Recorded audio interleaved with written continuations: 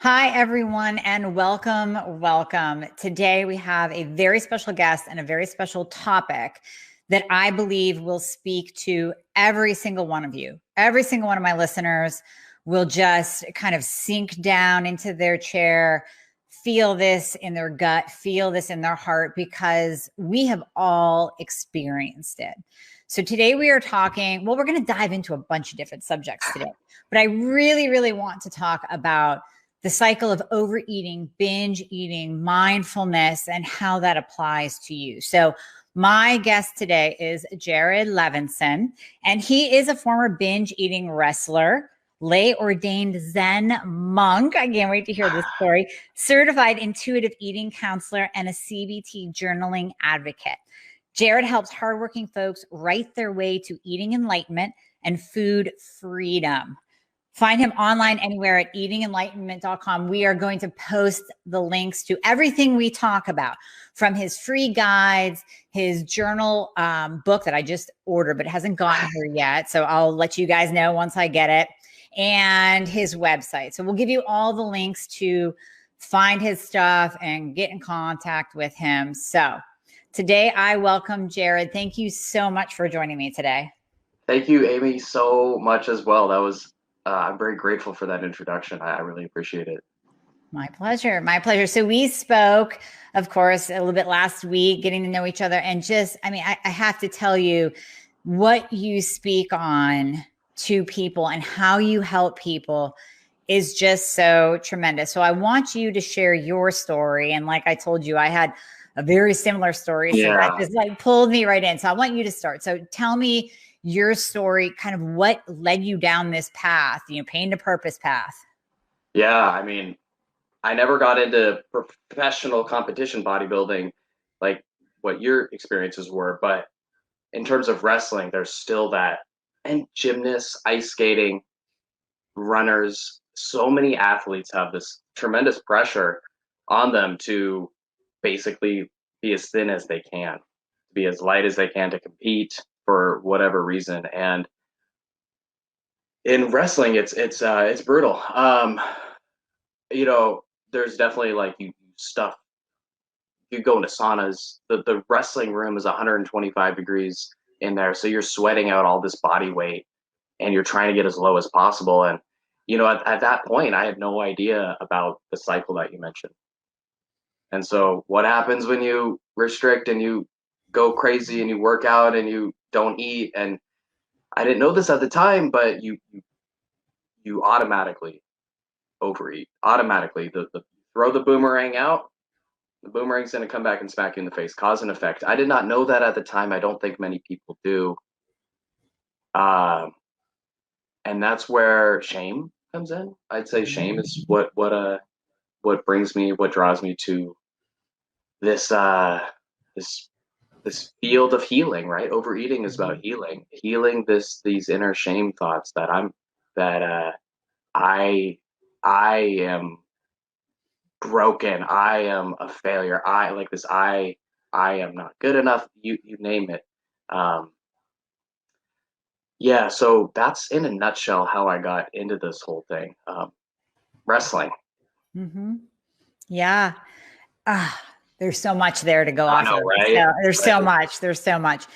So first of all, that feeling of shame, I think, drives so many of our behaviors, and it can be a subconscious feeling that's just kind of flowing beneath the surface all the time that we might not even recognize unless we do some really hard work. And we don't mean you have to become a monk, but you have to do some work to get into yourself, whether it be meditation. I'll let Jared speak on that, but some form of mindfulness to recognize where you are self-sabotaging yourself. Yeah. I know for me, I treated my body like a tool, like a car that I could just press on the gas pedal and go, go, go. Like my body was a machine. And so therefore I couldn't really feel my body. Right. And so we have to feel our bodies, right? Because health, we all know eating is a part of health. And underneath eating are our emotions and our thoughts. And unless we're incorporating those aspects, we're missing out on the body's wisdom. We're missing out on the body's wisdom, and we're gonna go to an extreme if we're disconnected from the body. If we're treating our body like a tool, we're gonna miss out. We're gonna miss out on our body's wisdom, and we're gonna get in a wreck. Um, Mhm. we're gonna get in a wreck. Yeah. We're gonna binge. We're gonna whatever. You know, Oh yeah, the body will crash. I the mean, body will crash.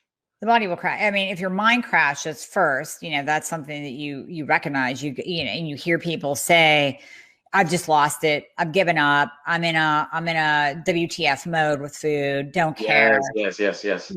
And so there's the mind crashing, but the body crashing is something that I want to mention right now to just keep the listeners who are sitting there, especially my thyroid listeners, the hormone crushed metabolism chaos listeners, that you can do that to your body as well. You can crash your body through going through that cycle of starvation, deprivation, overeating, because it completely throws your metabolism off. And then, Jared, I'm sure you recognize this too or experience this. When I would deprive for a competition, whether it was figure or if it was a photo shoot for modeling or it was powerlifting to make weight, just like you did for Yeah, wrestling. yeah, When I ate, yeah, yes, I would overeat, and like a boomerang, the weight would come back on more than when yeah, I started the whole dieting process.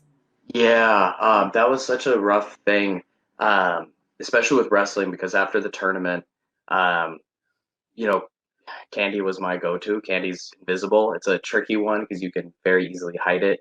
But um, but the worst thing about making weight is that, at least on wrestling, like you weigh after practice, right?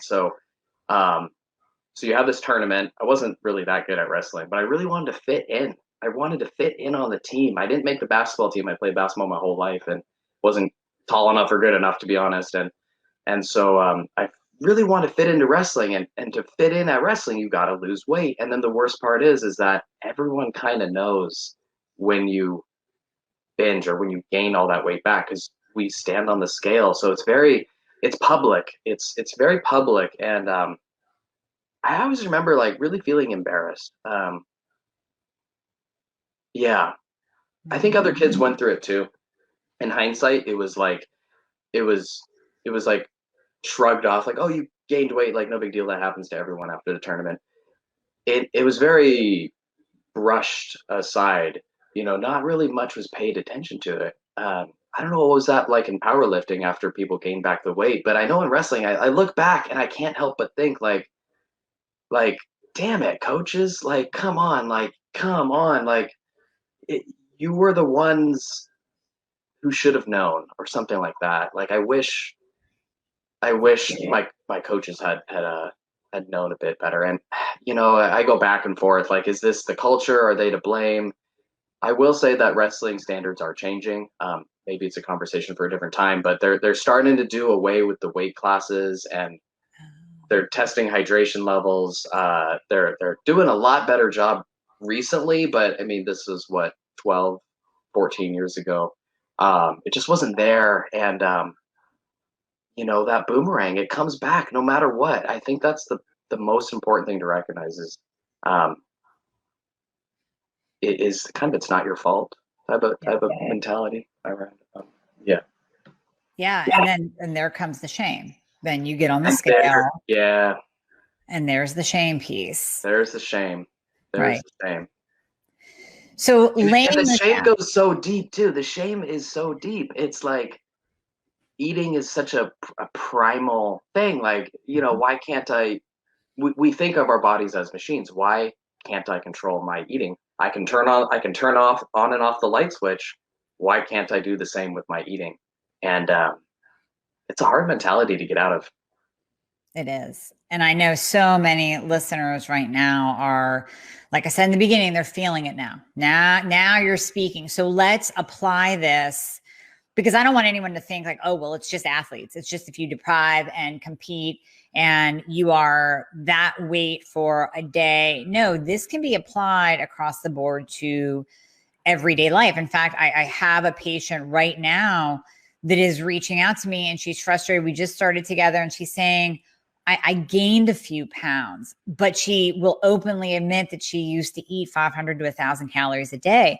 And it's like, well, yeah, your metabolism is tanked. And now that you're eating a semi-normal amount, your body is rebelling. Here's the boomerang. And now she's feeling shameful. What am I doing wrong? What's going on? What's going on with my body? And it's like, this is normal. This is what's going to happen because you did this to yourself a while ago. And now we have to go through the healing. So this can apply across the board to every age, every gender.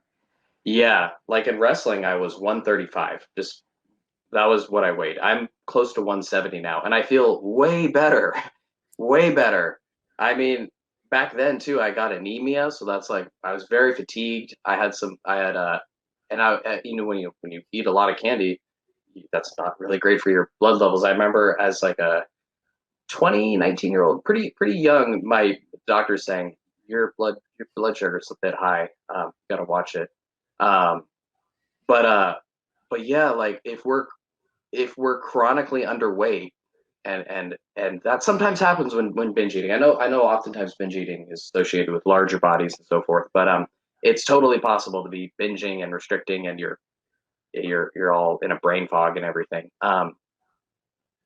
So when that's happening, you're not going to feel good in your body. Everything is going to feel good. It's going to not feel good.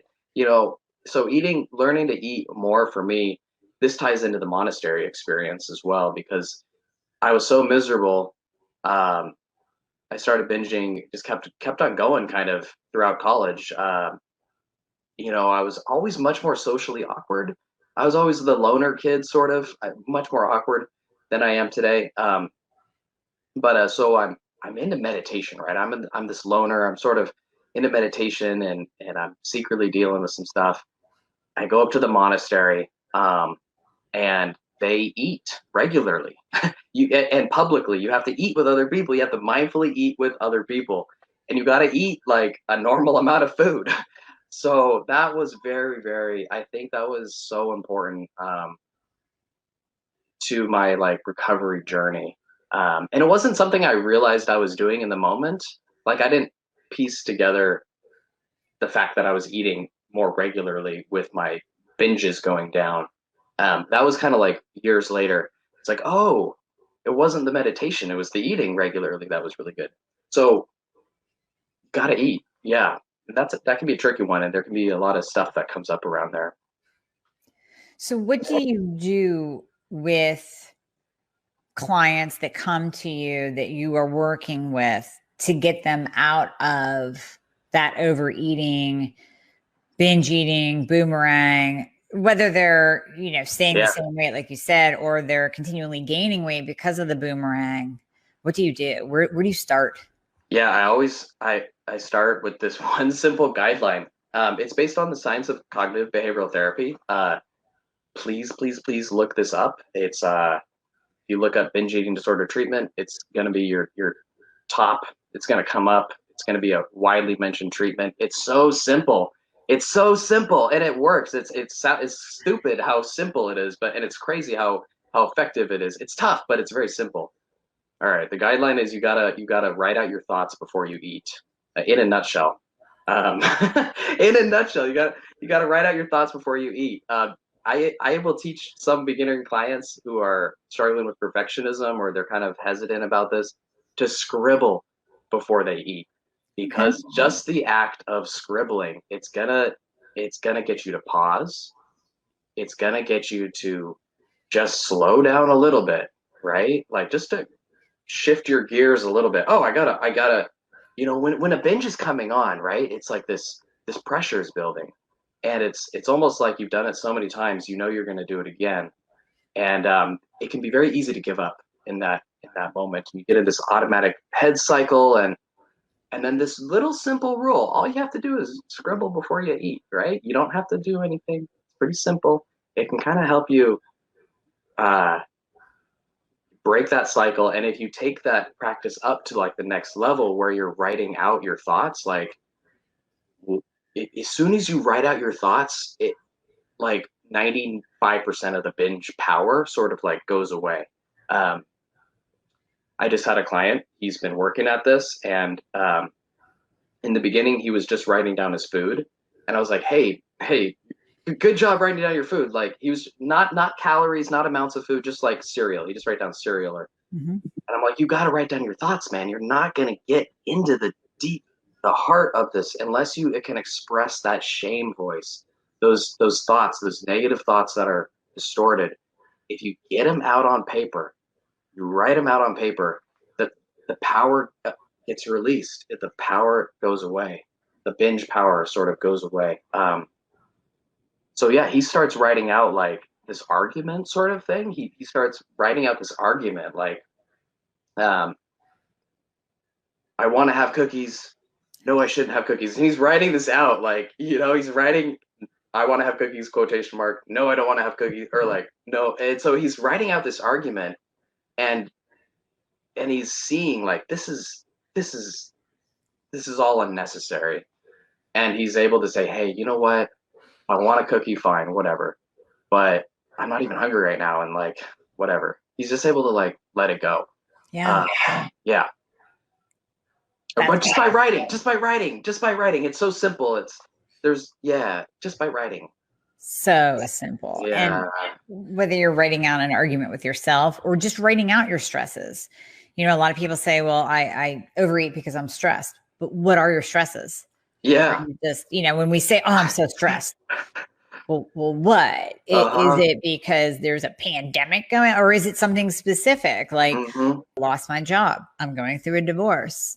Whatever. I'm battling an illness. Whatever it is, what are your stresses? Yeah, and like a powerful practice you can do too is asking why. Like, okay, I'm stressed.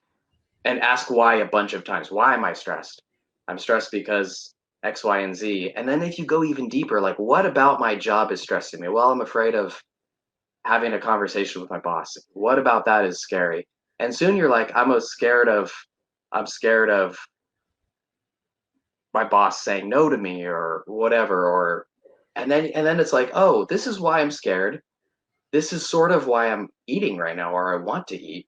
And you see, the whole point of this is to see your thoughts, how your thoughts are sort of guiding you to eat. But when you write down, oh, I'm avoiding this conversation with my boss, that's why I'm partly being drawn to food right now. Like, okay, hold on, I can course correct from there. I think the course correction aspect, the ability to course correct when you write down your thoughts, people are able to make their own decisions. People know in their heart basically how to eat.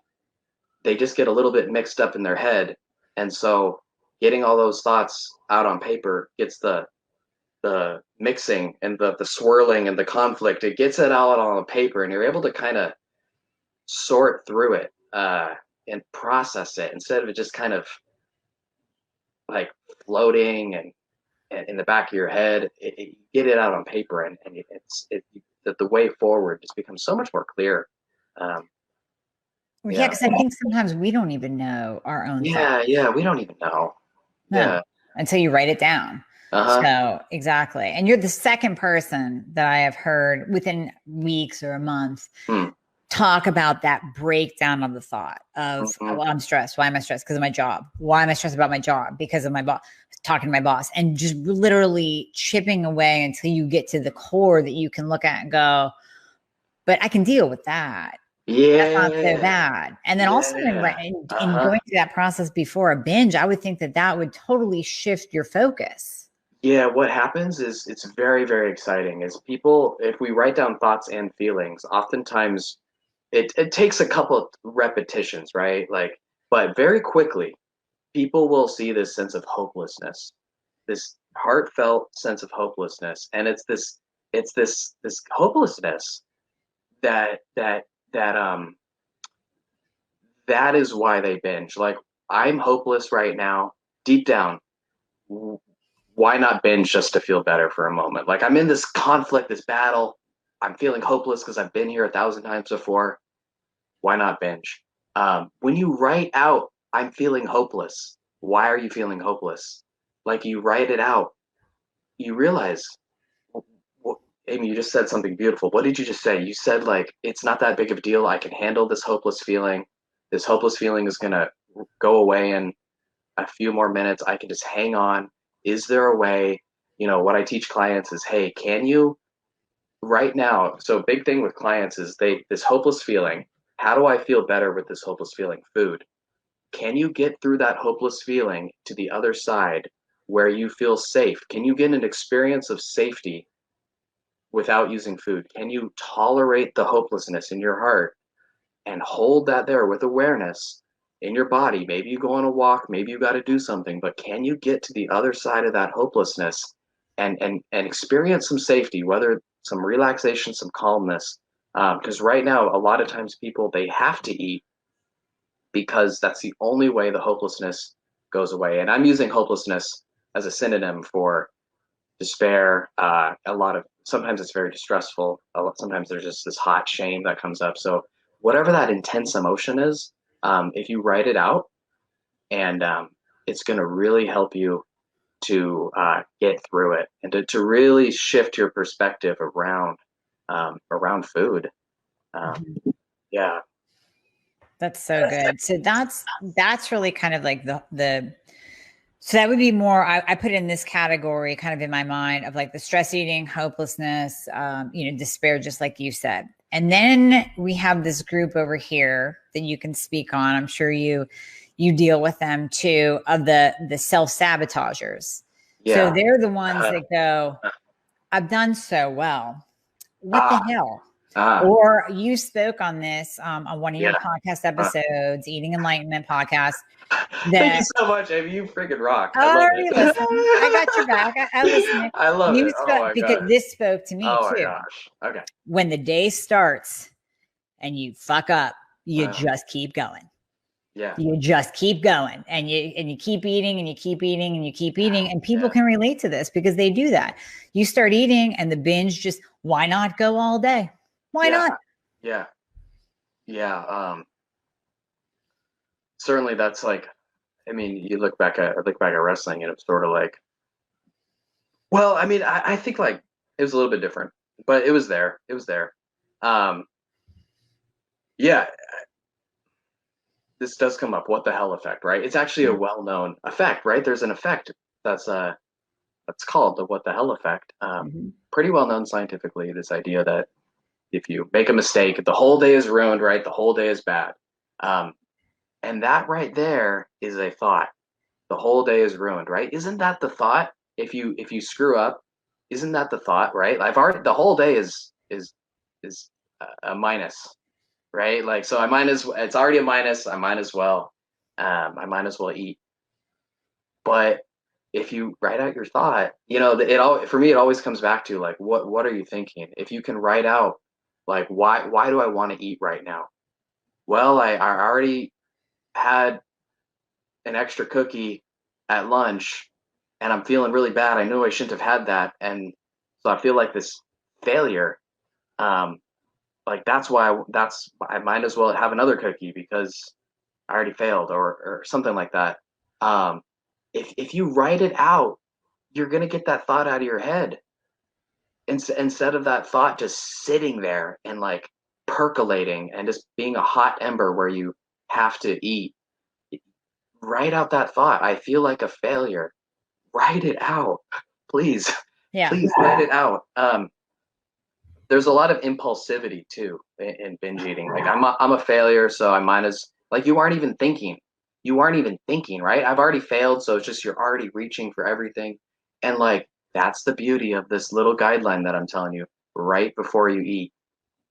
Right before you eat, because that little guideline is simple enough to where even when you're reaching for stuff, if you're it's really good to work with like someone to talk this through. But if you are writing, if you're supposed to write out what you eat and then you go ahead and eat a lot and then you tell someone, you confess in this open setting, hey, I didn't write before I ate, I just ate like crazy.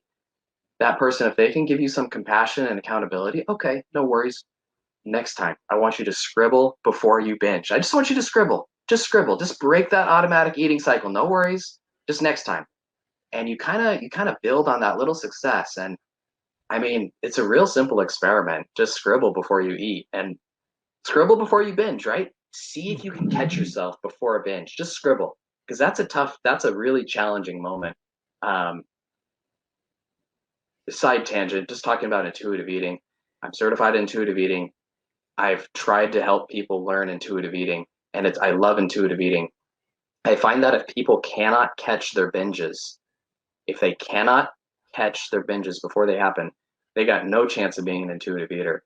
Um, the recovery from binge eating, in my opinion, absolutely hinges around um, being able to catch yourself and that's like the starting point of everything. Mm-hmm. So when you talk about writing things down, you're not necessarily, because you work with a lot of eating disorders. So, and true eating disorders, as well as just the average person that struggles with binge eating or overeating. So I have found, and you can speak on this, that when people have to write down their food, that can be good and bad, especially if that's a trigger for an eating disorder, something old coming up. So do you always make people write down their food, like your one client you were speaking about, or is that kind of an individual basis? Yeah, definitely is individual. I mean, so here's the kind of the conversation usually goes. Usually people who end up journaling, they kind of want to. They know that I'm about journaling. You know what I mean? So that helps. I'm pretty upfront, like this is my process. With that being said, um, perfectionism can sneak in there, um, and certainly worries about journaling. I usually will handle it saying something like this: "Hey, you don't have to write down your food if you don't want. I do want to see your thoughts. I absolutely want to see your thoughts." Um, that's sort of how it goes. Um, but the overall encouragement is eventually to write down your food. The science of cognitive behavioral therapy has people writing down their food. It's why we want to write down food is so that we can see patterns. If you write down, if you are honest about what you eat and you write down when and what you eat, you'll see like, okay, I had breakfast and then I binged at night and I didn't write in between there. So like I didn't eat. It forces you to face the truth. I do think it's important not to write down calories, not to write down amounts of food per se. Just like we want this journaling to be as chill as possible. This journaling is tough, right? Writing down your thoughts, that's tough. So we want to make it as easy as possible. No calories, just like very basic food information, really just for you to be able to reflect and learn. Um, yeah, Totally agree. Cool. That's if I have my patients send me their homework of their food journal. So like, let's say somebody's like, what's going on? I'm not losing, or something's happening that they're not getting the results. We have to write it down. I'm like you. I am not, let's not get into calories. Let's not do the macro thing. Just let's see what you are eating. And even just looking at your food, you can tell if you're not eating enough, if you're starving yourself, if you're going too long without eating, and then that forces you into a binge cycle. If you're trying to, I'm very big into intuitive intermittent fasting. Do not intermittent fast because you think it's a challenge that you have to get done that day. Like today, I'm going to make it till 5 p.m. And then you eat everything in sight at 5 p.m. because you overrode your body's own hunger signals. So just like you said, if there's a huge gap and then you binge, maybe that's a sign that you shouldn't be having that gap in the day. Uh-huh. I love that phrase, intuitive or intermittent intuitive fasting. Is that the one? Intuitive intermittent fasting. Yeah. I like that because sometimes do it naturally. The intermittent fasting can sound arbitrary, like why 6, why 8, why 18 or whatever. Like it's those rules that really screw people up. These rules through various programs, they get in our head, right? Like I shouldn't have carbs or I shouldn't have meat, or I don't know, things like that. They get in Eat our head. after a certain time. Yeah. I need to Yeah, wait. there are times. Yeah, yeah. I need to wait 8 hours, and Yeah. And yeah, if you're a perfectionist, that's yeah. going to bite you. Uh-huh. Yeah, that can actually affect. And again, I'll tie it back to the biology in the body. That can slow down your thyroid function. That can Mm-hmm. slow down your metabolism. Now it's working against you. So you're Mm-hmm. trying to do something that's healthy and you're so hyper focused and you're a perfectionist. You're like, I have to do it this way, 100% this way. And then it's not working or you're backtracking. That could be it. It's because you're not even you're sticking to those rules so tightly that you're not even listening to your own body. Yeah, and coming back to, you said sticking to the rules so tightly. That kind of reminds me, so many people when they start their healing journey to binge eating, they have this grip on the rules so tight. And I do want to speak to when people start to journal, this tight rule clenching does come up a lot. It's very common when people start to journal out their thoughts. First of all, normally people have never journaled out their thoughts with food. They've journaled food and they've gotten obsessed with food, all the calories, and then they're checking their weight and they're freaking out in their head. I mean, I think this is dependent. I usually don't want clients to weigh. I think that can be whatever. But Yep, but exactly. anyways, uh there's this clenching. And so this comes up in the beginning of awareness journaling. And so I do speak to clients and say, hey, it's okay if you feel a bit self-conscious or a little bit inadequate when you first start to journal. I always say, hey, this is the first time you're bringing psychological awareness to food, right? Food is mind and body, right? You've done the body part, you've done the nutritionists and the meal plans and the diets and all that stuff. You've got the body part. This is your first time weaving the mind into your food decision, so it's a little bit new, and it's okay if you feel a little bit like overwhelmed in the beginning. And it's totally fine to skip the food part or to start with the food part and not do the thought part, to kind of gently again, it's all about the pause before you eat. That's why I say you got to write before you eat. I don't necessarily say you got to write everything before you eat. You got to write a little bit before you eat. Um, that writing where you get the pen onto the paper, there's something tangible about that. There's something real about it. When you pause, it's like, okay, let me pause. Okay, I'm done pausing. I'm gonna go eat now, right? It's like you didn't really pause, right? But that writing, it kind of it forces you to pause. I can Yeah, see that. yeah. So Yeah, that's yeah. Hmm. I can see that. So what about mindfulness during eating? I think sometimes Yeah, people just you start throwing down the food and before you know it, your plate's empty or you've had 2 servings and you don't even remember tasting it. So how do you get people to slow down and yeah, actually get into what they are eating and taste their food? yeah. Um, one it's such an interesting question. As I get more into this whole thing, I do feel like the moments before are more important than the moments during. If you can sit down before and calm down before, Mhm. then the rest is going to be a lot easier. Like really making sure you start off on a calm foot beforehand. Um, with that being said, I do think there's one aspect of mindful eating that's very, very important. Um, I usually teach people this. Just giving away all my secrets for free, but no, it's all good. It's where you are, where you eat food, right? And let's say you're really hungry, Amy, and you just worked out and you're starving, and you get a nice, good meal in front of you, right? And you start eating, and even at a normal pace or whatever, at some point, let's say, at some point, the flavor, right? What's going to happen the flavor in the beginning is going to be really, really good, right? The flavor, the yummy, yummy, yummy, yummy. At some point, it's just not going to taste as good, right? Mhm. Yeah. Um, I think mindful eating kind of comes down to that, like noticing, okay, the flavor just doesn't taste as good.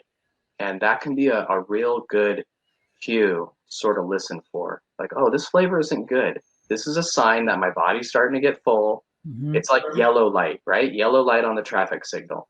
okay, food is starting to get not taste as good. Can I slow down? Can I have I checked in with my body? How's my stomach? Just slowing down a little bit. So I think that's an important part of mindful eating. I mean, mindfulness in general is just so important. The more you can practice mindfulness, the better this whole thing is going to go.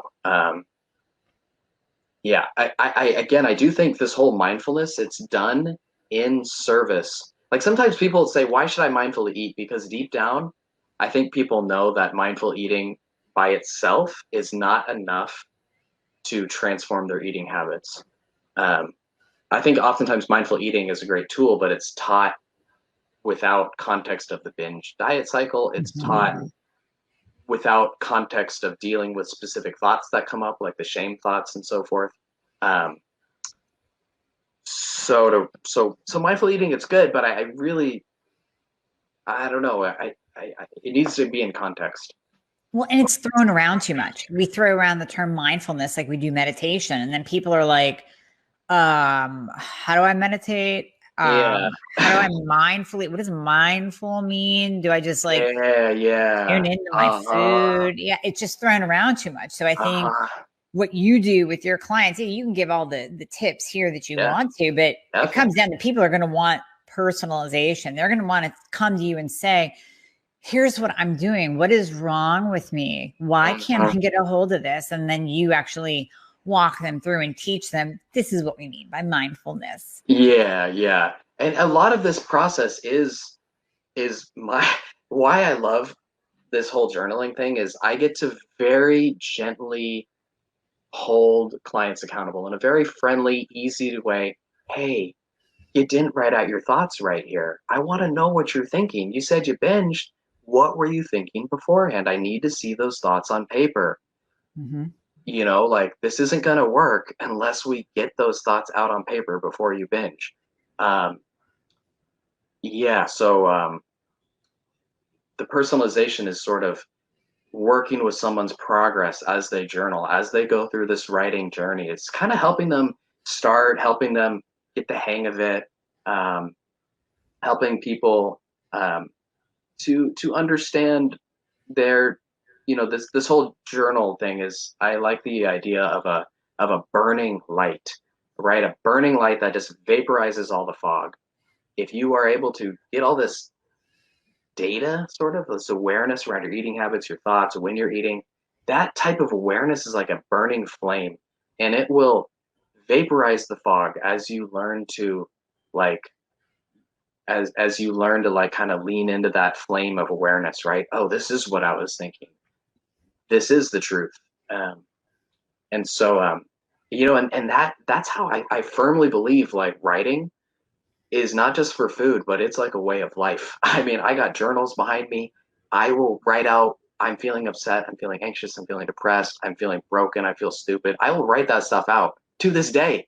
I'll Mm-hmm. write down my to do list, I'll write down gratitude stuff, not necessarily every day, but like writing is it's like, it's, I feel like it's an important part of like today's society. Like, um, And it writing. goes beyond food. It goes beyond food. Like it's way beyond food. This is about like, reaching your potential and all that stuff. Yeah, you know. Absolutely. I mean, this can be applied in the real world, in your career, in your one-on-one relationships. I mean, Yeah. you're right. It can just go beyond this because if you get in Uh-huh. touch with, I mean, even just your emotions when you're talking to Yeah. somebody, if you Uh-huh. are projecting your subconscious beliefs and emotions on that person and they have no idea that you have this, whatever insecurity that's driving your words, and then they get defensive. They're like, whoa, I mean, all of this is getting in tune with your emotions and putting it down on paper so that you can look at it and go, ooh, this is me. So whether you need to work on it or just acknowledge it, write it down. And like I said, how about write it instead of type it? Like, what are your Yeah. thoughts on the pen versus the phone? Okay, I love the pen. The pen, I think it's better. Yeah. Yeah, there's like this eating enlightenment journal that I just put up on Amazon. That's paperback. It's just like a simple journal. Yeah. Because pen is better. Um, I am making an app. It's not out yet, but I there's hopefully value to an app as well. Like I for a long time I was of the mindset that no app, just write the pen. Just even if you're at a friend's house, just like take out a sheet of paper, go to the bathroom and write it. Mhm. Um, I don't know when my philosophy changed around that. But anyways, I'm making an app, so I guess like my philosophy has changed on that a little bit. Well, But you hit still, my both. preference is the app, is to write it down. Yeah. Yeah. Yeah.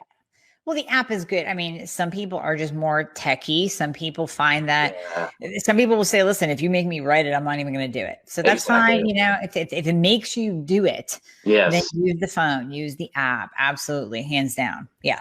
Yeah. Yeah.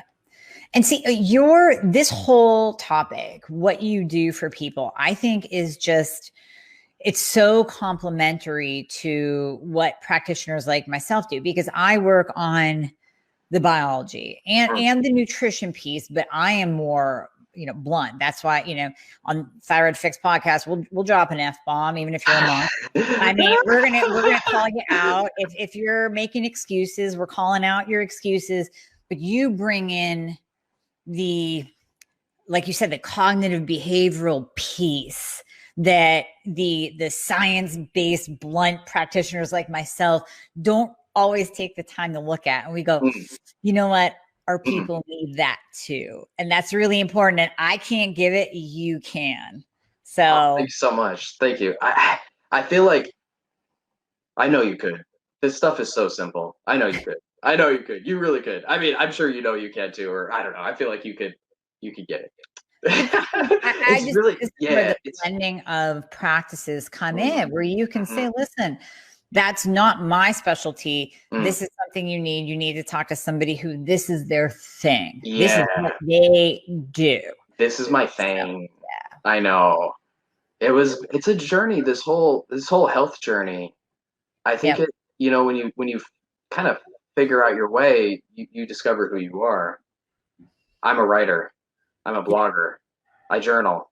Like this is an extension of my being. The way you're talking, I'm betting nutrition is part of your being and your essence and the body. You said the body was Just, yeah, like biology, how it biology. functions, Yeah. thyroid hormones, all that. Yeah. Uh-huh. I just love it. I Love know. it. Yeah, we all have our different um gifts or callings Yep. and yeah, like That's what allows us you to help know. people. Uh-huh. You can't find one person to do it all. I'm not a psychologist. So a lot of my Mm. patients will have deep psychological things that go back to their childhood, or they're dealing with traumas right Yeah. now. And I'm sure you see it working with eating disorders. There's a lot of trauma there in addition to the shame that you're talking about. That is not what I do. So you might be a person that needs multiple practitioners that specialize in multiple things in order to get you your life back and make you that whole person. Yeah.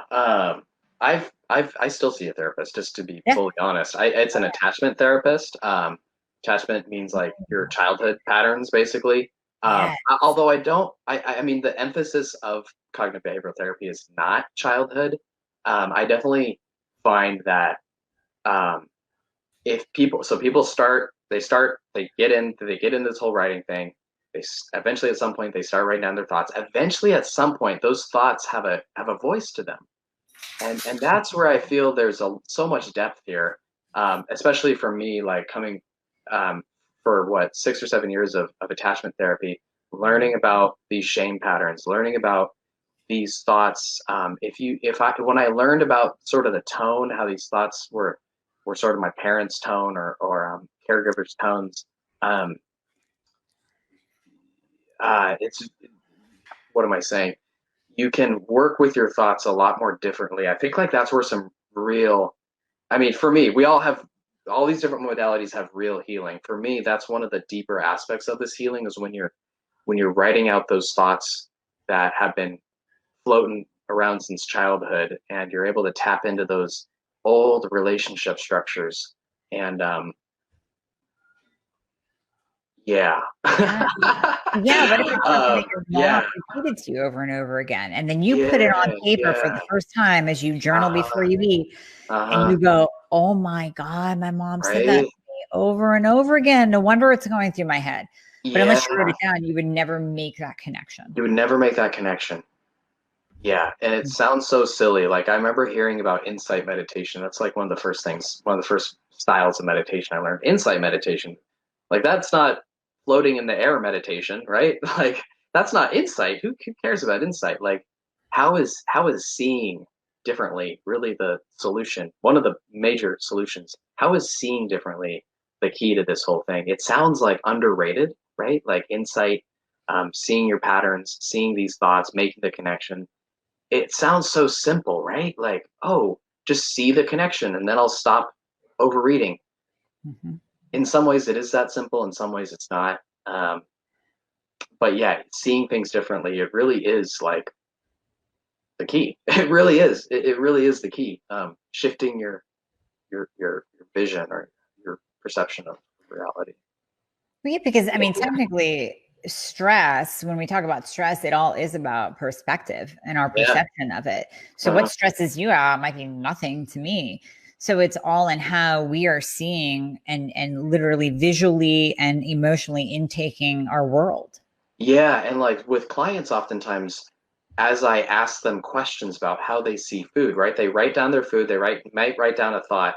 But oftentimes I just know from experience that a lot of times people are subconsciously afraid that there's not enough food, that they won't be able to get it later, that, you know, and so oftentimes I'll be like, hey, was there a little bit of that thought in there too, that you were afraid you weren't going to get that later? And they'll be like, oh yeah, that thought was there.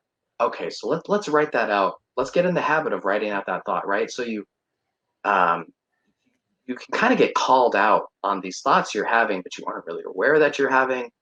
And then it's like, okay, I see that obviously I'm gonna have enough food.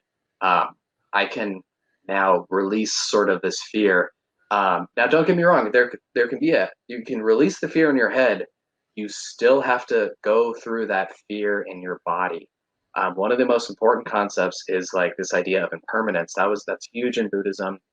It's huge, but everything changes, right? So it's really important that you can let the energy flow through you, that you can put your hand on your heart, you can do some deep breathing, you can just, again, as I said earlier, you can release that energy through you, and on the other side, find some safety, the Mhm. sense of relaxation, the sense of security.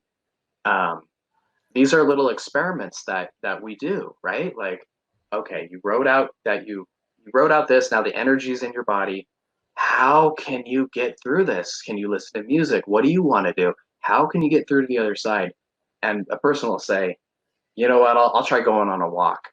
Or oftentimes a person just says like, you know what, I just gotta deal with it, just gotta sit with it. Like, I know that this energy is gonna go away in 10 minutes. Let me just sit down and like try to sit with it. Um, Mhm. and then it shifts over time. It shifts over time.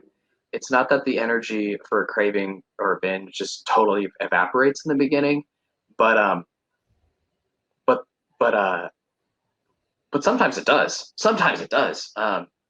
Yeah, and either way, you're able to like sort of let it go. Right.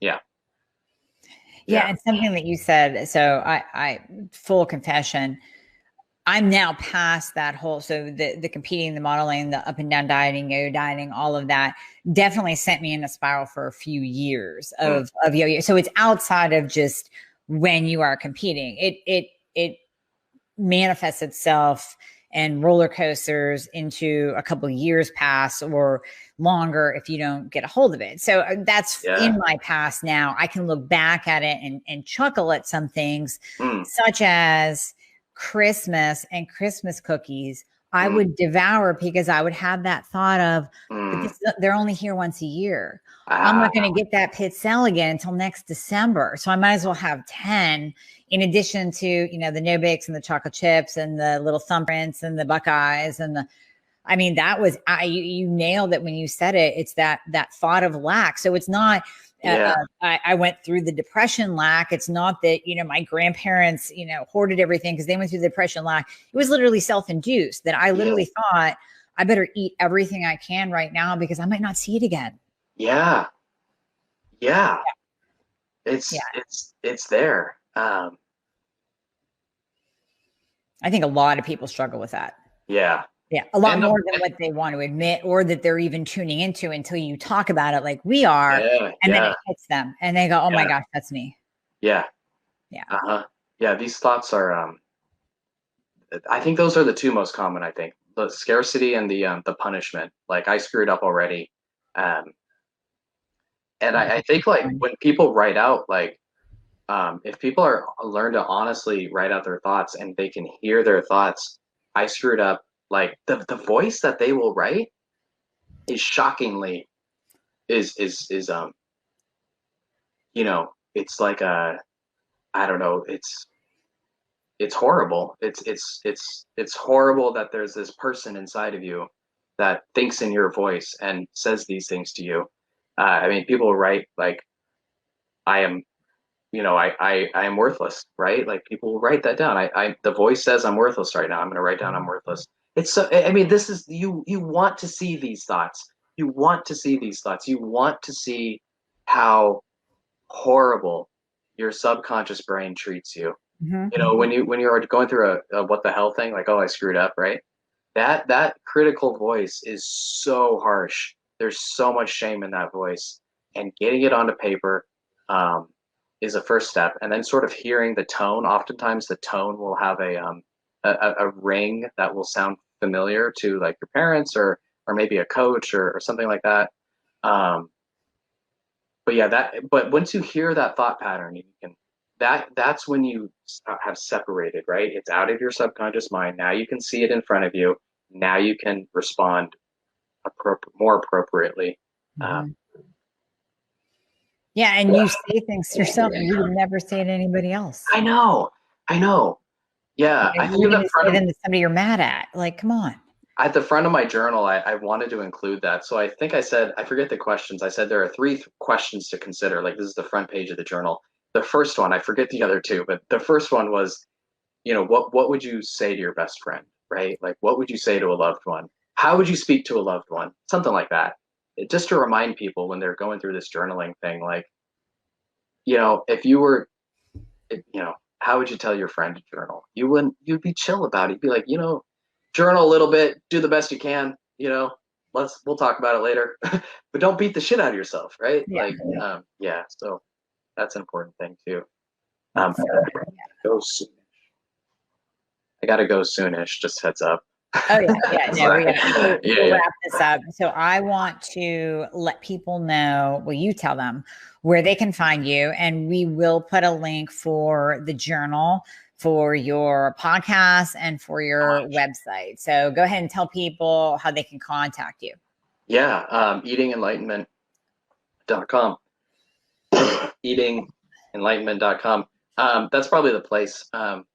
There's Jared, Jared, at eatingenlightenment.com. And they can book a call with you. They can some free guides. There's a guide on there with templates, like to a blank journal template, and like training videos on how to use it. A lot of times people will take a quiz on my website, and then like once they take the quiz, I challenge them to write down to scribble before they eat. Like you'll get some emails that you scribble before you eat and then retake the quiz. I want to see like how well that goes. I get some positive feedback from that. It's a good little challenge. So that's all on the website. We'll put a link to all of it. The podcast is Eating Enlightenment. And I guess you'll be on there in 2 weeks or so, or whenever I post that. But you're gonna come on my podcast. I get to switch the tables around and hear about your calling for biology. I love it. Can't wait. Can't wait. I mean, obviously we could continue talking. We are. I love how much you're like into writing. I mean, the curiosity. I really appreciate like the questions today about like diving into this writing thing. There's so much here that I love talking about, and like I'm so grateful that your genuine curiosity about this and kind of letting me ramble. I ramble a lot. So anyways, letting me Love it. ramble. Love Yeah. it. Not a problem. No, I can see the benefit. Like I said, I can see the Yeah. benefit for my patients, for my listeners. There's just Yeah. there's deep benefit here. It's so Yeah. simple. It's so simple. It's not like another crazy, I don't know. It's not very complex. So Right. yeah. Right. Exactly. Well, thank Yeah. you for sharing everything that you did today. hmm And we will definitely bring you back on because we could probably talk for another hour. Thank So you so much. we'll Yeah. break that up. All right, Jared, you have a wonderful time, wonderful day, and I will be talking to you soon. Okay, Amy. Thanks so much. All right. Take care. All Bye right. bye.